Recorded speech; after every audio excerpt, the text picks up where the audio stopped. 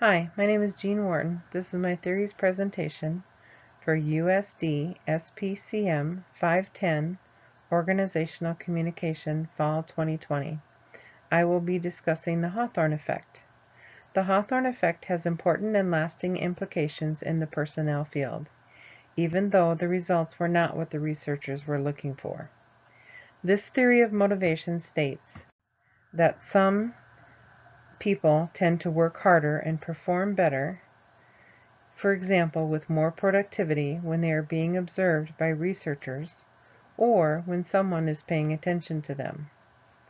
This is reactive behavior, behavior that changes based on the awareness of being observed. This phenomenon was first observed and described within experiments conducted by Elton Mayo in the 1920s. The studies were conducted in a General Electric factory in Hawthorne, near Chicago, Illinois. The researchers tried many different things, but were puzzled when no matter what changes were made, productivity would continue to rise.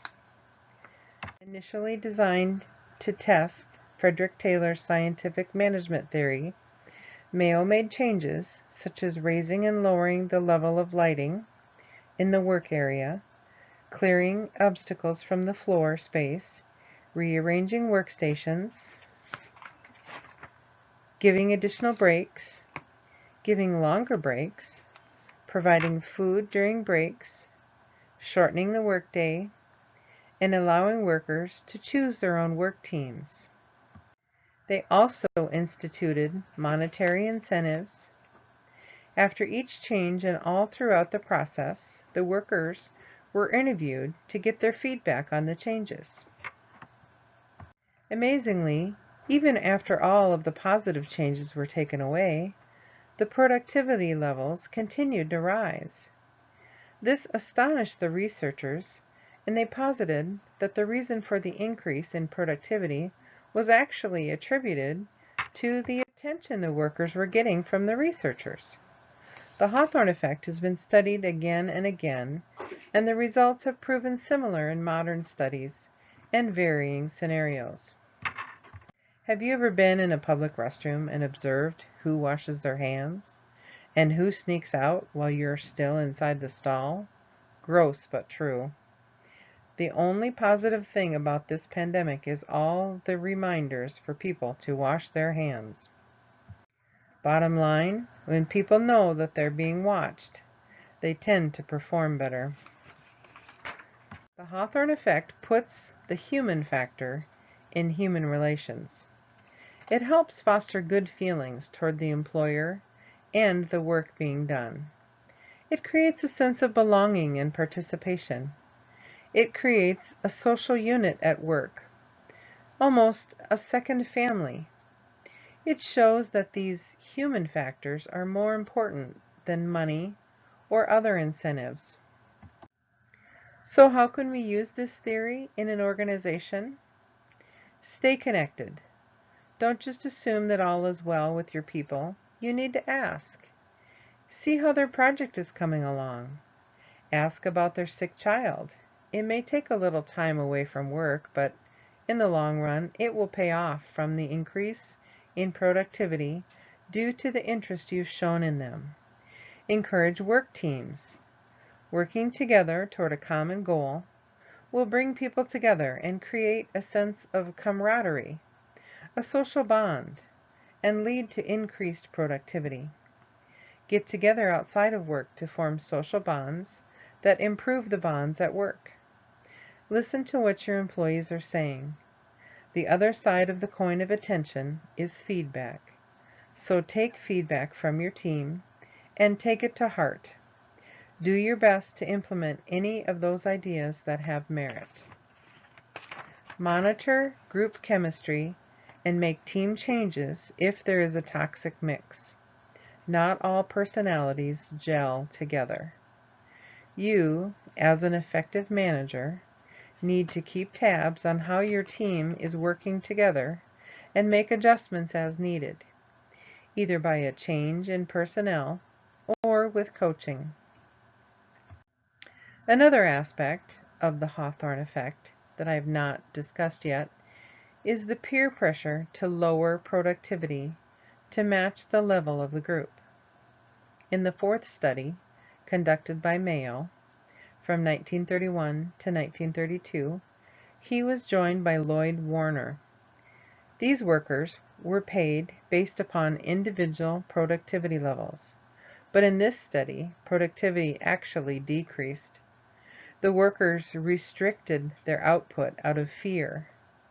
They did not want anyone from the group to lose his job if their productivity level became too high, or if it were recognized that one worker was producing at a much lower rate than the rest, they did not want him to be fired. Also, they did not want to work too hard so that their quota would be increased. These clique groups seemed to have more control over behavior than management. They figured the lower rate of production must be acceptable to management because management was not making a big deal about it. Thus, it continued. There can be negative effects of the Hawthorne effect as well. It can contaminate the results.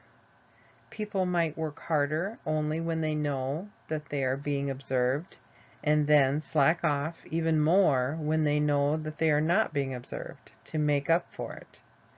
The observation is the intervention. It can cause resentment in the employee for feeling that they are being watched, and feelings of distrust toward the employer. Some personalities prefer autonomy and do not like to connect with their coworkers as much as others do. In some cases, monitoring and observation can contribute to increased anxiety in workers. Some people have a fear of being watched and reprimanded, which can hinder efficiency and lead to increased nervousness and possibly higher turnover. Some workers could feel as if their privacy is being invaded by their employer's surveillance policies. There's a fine line between invasion of privacy and monitoring for safety and to improve performance.